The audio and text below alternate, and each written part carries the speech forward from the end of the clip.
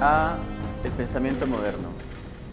En la filosofía moderna hay una figura trascendental, que es la figura del señor Francis Bacon.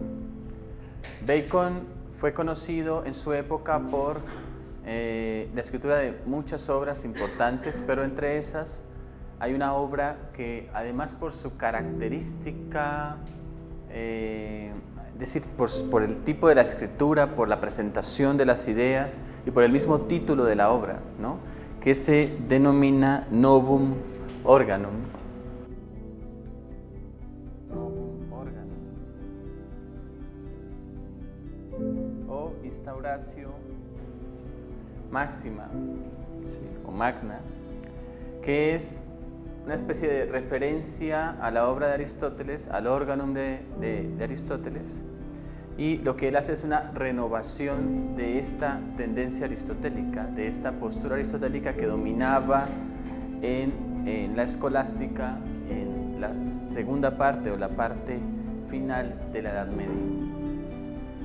Bacon decía que la indagación natural o la indagación sobre la naturaleza estaba en estrecha relación con la fabricación, con el uso de los artefactos técnicos y tecnológicos. Esto para la época era realmente revolucionario. Decir que la indagación sobre lo esencial en la naturaleza, que la indagación sobre la naturaleza en sí misma dependiera de objetos, dependiera de artefactos, no solo del uso que le diéramos a esos artefactos, sino también del hecho de que se promoviera la fabricación de esos artefactos, era absolutamente revolucionario y contrario a toda la postura del pensamiento clásico, del pensamiento grecolatino. El eje, decía él, de la verdadera filosofía se encuentra en la relación entre ciencia y tecnología.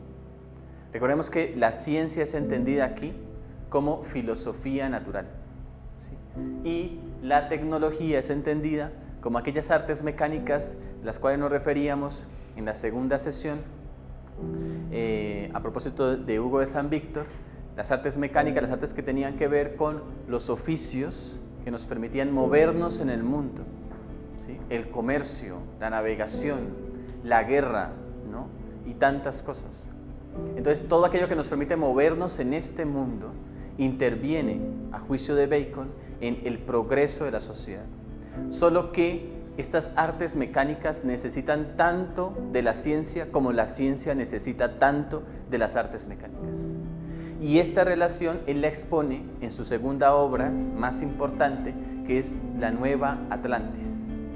En La Nueva Atlantis es una historia muy interesante que les recomiendo que revisen, donde expresa más o menos lo siguiente. Hay un viajero que llega a una isla alejada y en ese viaje esta persona se encuentra con una sociedad en la que existe un sitio que se llama la Casa de Salomón, ¿no?, o la Casa de la Sabiduría, y en esa Casa de Salomón, esa Casa de la Sabiduría, lo que las personas hacen es fabricar artefactos, hacer ciencia pura, y todas las cosas tienen que ver con solucionar los problemas y hacer mejor la vida de las personas.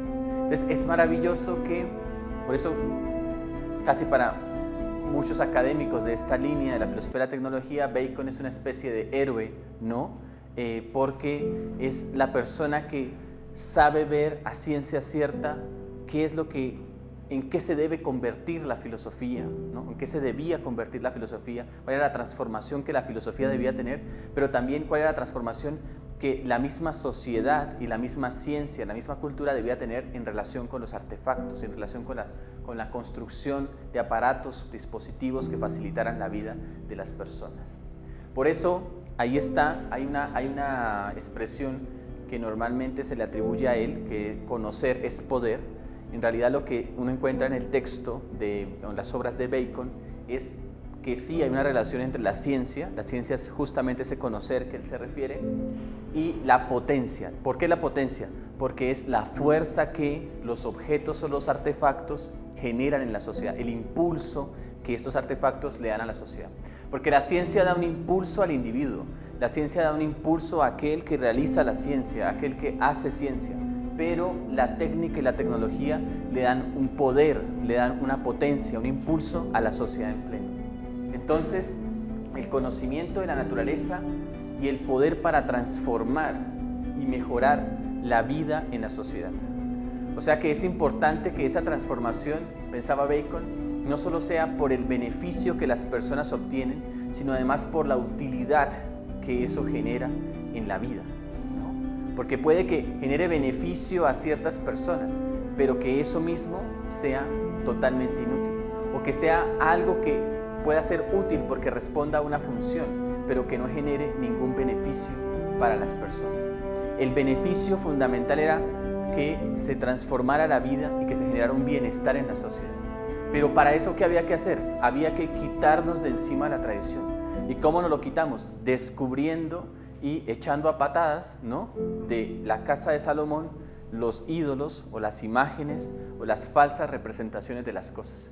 Entonces había que superar 4 órdenes de prejuicios. El primero de ellos era el orden de los prejuicios derivados de nuestra propia cultura. A veces nunca pensamos más allá de nuestra cultura. Los ídolos de la tribu los llamaba él. Nunca vemos más allá de nuestra propia cultura.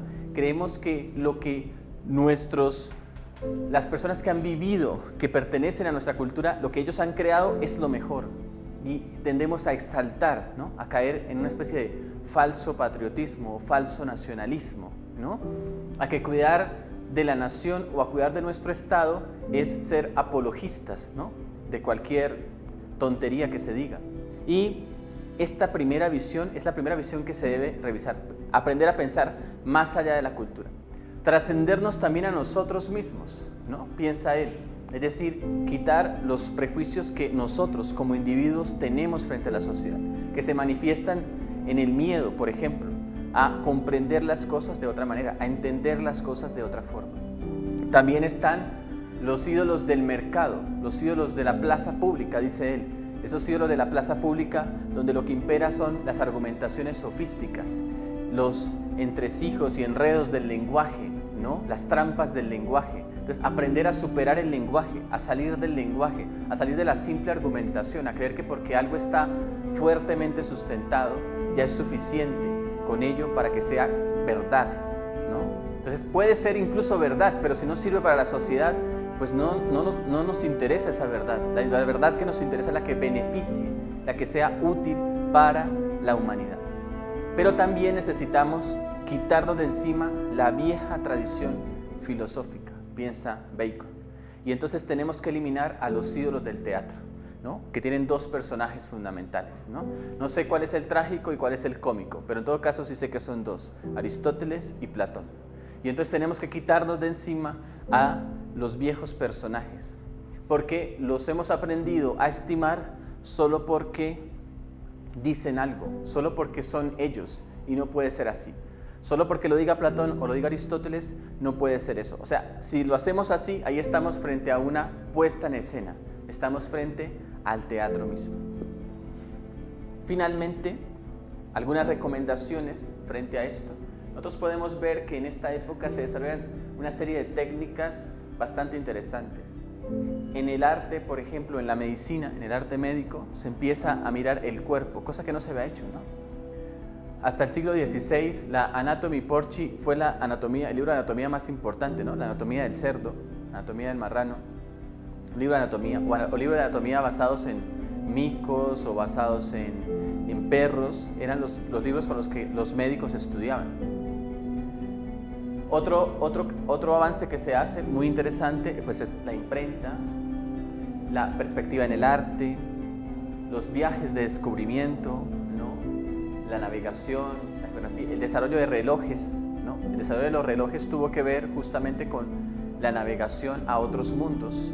Recuerden ustedes que los viajes no eran muy extensos en esa época. Y tenemos por otra parte pues las técnicas musicales, ¿no?, y la fabricación de nuevos instrumentos musicales. Entonces, todas estas técnicas